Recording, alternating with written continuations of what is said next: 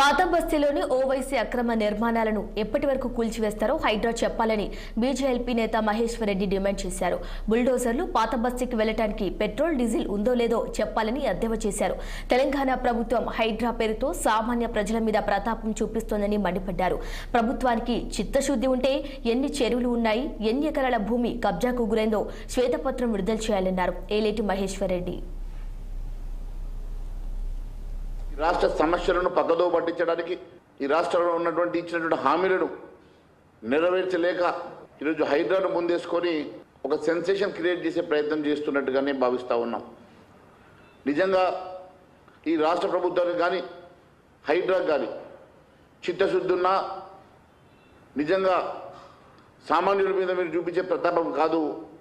నిజంగా మీకు దమ్ము ధైర్యం ఉంటే ఓల్డ్ సిటీలో ఉన్నటువంటి ఇల్లీగల్ కన్స్ట్రక్షన్స్ని డిమాలిష్ చేసే దమ్ము ధైర్యం మీకు ఉన్నదని అడుగుతున్నా. కేవలం వారం 10 రోజులు కష్టపడి 49 ఎకరాలు మేము రికవర్ చేశామని చెప్పుకుంటున్నారు కదా.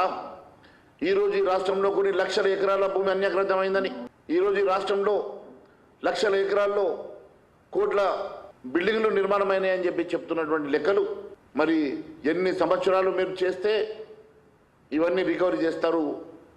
మరి మీ ప్రణాళిక ఏంది? ఏ రకంగా మీరు ఈరోజు కేవలం కొంతమందిని టార్గెట్ చేసి మాత్రమే ఈ హైడ్రా పనిచేస్తున్న అనుమానాలు వస్తున్నాయి. హైడ్రా కూల్చివేత నేపథ్యంలో ఎంఐఎం ఎమ్మెల్యే అక్బరుద్దీన్ సంచలన